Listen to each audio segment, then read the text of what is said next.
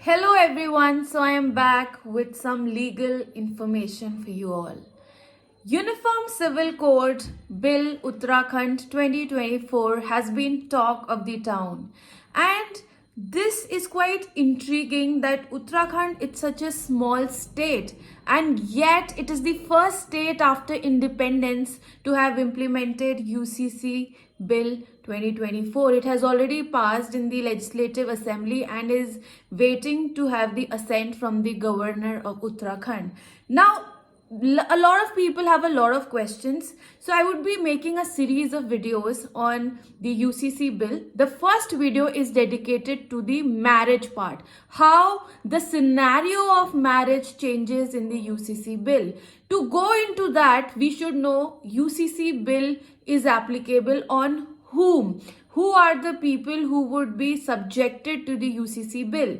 So all the people who are staying in Uttarakhand would be subjected to the Uniform Civil Code Bill 2024. Apart from that, if there is a person who is domiciled in Uttarakhand but is living outside Uttarakhand, he also would be subjected to the provisions or the law of UCC bill. So now, coming to the marriage. So for marriage, सबसे पहले we should know what are the conditions of marriage which should be fulfilled for a marriage to happen. So the first condition is neither party should have a spouse living at the time of marriage. So since you know that Muslim law allowed polygamy, and it still allows polygamy in the other parts of India, but here in Uttarakhand no form of polygamy, polyandry, bigamy would be tolerated. So if you want to marry, you should be single. You should not have any other spouse, any other husband, wife or wife living at the time of your marriage. Second is you should be of sound mind. आपका जो mind है, it should be sound. You should not be of unsound mind. आप ऐसे सोचने समझने की स्थिति में होने चाहिए that you know that you are entering into a marriage and you know the relationship and you know the nature of the relationship. Third is age. Age अब यूनिफॉर्म कर दी है. पहले हमें जैसे पता था child marriage even though was prohibited, it is a prohibited and a punishable offense, but child marriages were valid. But इस लॉ के आने के बाद चाइल्ड मैरिजेस को हटा दिया गया है. So child marriages have strictly become punishable and invalid. और चाइल्ड मैरिज की एज जो आपकी है जो एज फॉर मैरिज है वो आपकी है for man it is 21 years and for women it is 18 years.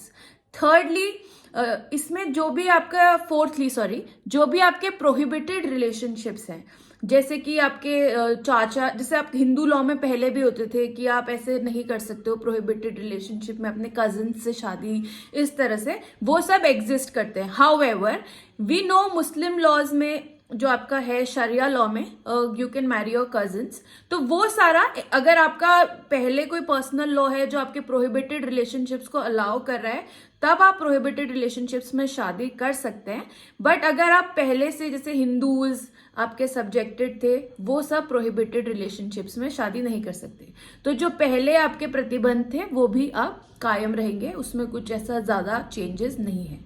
Lastly ये कहता है कि आपकी शादी कोई भी फॉर्म में हो सकती है, बी इट सप्ताबदी जो हिंदूज करते हैं, आनंद करज, इट कुड बी अ निकाह, it could be under special marriage act, it could be in any form, but you have to observe some or the other form of marriage. आपको वो customs जो आप पहले follow करते थे उस custom में अपनी शादी को एक जो आपका बंधन है शादी का, you have to form your marriage in that form. So these are the conditions for the marriage. The most important part जिसमें मुझे बहुत सारी क्वेरीज आ रही हैं about the registration of marriage, तो इसको हम 3 पार्ट में बांटते हैं.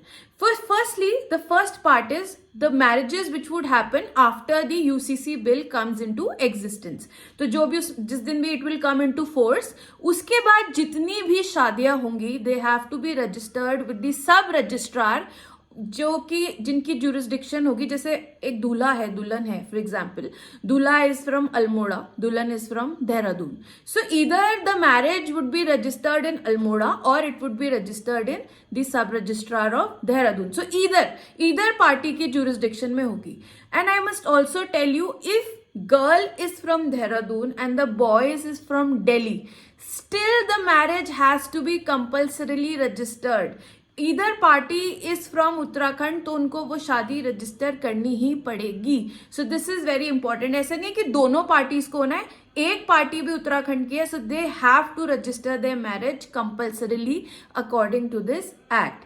दूसरा, ये तो हो गई जो इस एक्ट के आने के बाद शादी होंगे. इनसे आने के पहले वालों को ज्यादा प्रॉब्लम है कि क्या हमें जरूरी है अपनी शादी कराना. उसके लिए आप एक डेट याद रखिए, 26 मार्च 2010.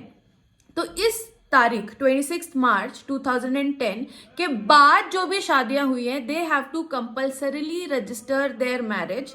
तो जिस दिन भी ये लॉ फोर्स में आएगा, जो भी डेट होगी उसके 6 महीने के अंदर अंदर they have to go to the sub registrar, जो भी जिसकी भी जुरिस्डिक्शन में वो हैं, और वहां पर अपनी शादी they have to register it. और इस तारीख के पहले के जो लोग हैं उनको कंपल्सरी नहीं है रजिस्टर कराना, बट हाँ अगर वो चाहें वो रजिस्टर करा सकते हैं. And they can also go to the sub registrar of their jurisdiction within 6 months of this act coming into force and get their marriages registered. Also the process of registration will be pretty simple. आपको form भरना है वहां registrar के, जो normal पहले से procedure होता था. You can contact your lawyers, advocates and you can get your marriages registered, which is very simple. ऐसा कुछ उसमें ज्यादा चेंज नहीं है. अब अगर आपने अपनी शादी रजिस्टर्ड नहीं कराई तो क्या होगा. So if you do not get your marriages registered, you can be fined up to 10,000 rupees. आप पे जुर्माना लग सकता है. और साथ ही में अगर आप मैरिज रजिस्ट्रेशन कराते समय कोई फॉल्स इंफॉर्मेशन दे रहे हैं, जैसे कि आपकी हो सकता है कि कई लोगों की है ना, they already have a wife and still they are trying to get a marriage registered, या कोई भी तरह का फ्रॉड कर रहे हैं, आप फॉल्स इंफॉर्मेशन फर्निश कर रहे हैं, so you will be charge with ₹24,000 plus imprisonment up to 3 months. So this is very welcoming step कि इतने strict procedures आ रहे हैं, because we see a lot of frauds happening on the marriage front. Also अगर आप अपनी शादी register नहीं कराते हैं, इसका मतलब ये नहीं कि आपकी शादी इनवैलिड हो जाएगी, वो वैलिड रहेगी. पर ये सारे जो आपको मैंने अभी जुर्माने और ये सब बताए, ये आपको देने पड़ेंगे. And also, if anyone has any queries regarding registration of marriage, feel free to contact me. I am Advocate Stuti Bhandari. I am practicing in the District Court of Dehradun, and you can contact me on the link given below. You can send me a mail. So I would be happy to help. Thank you.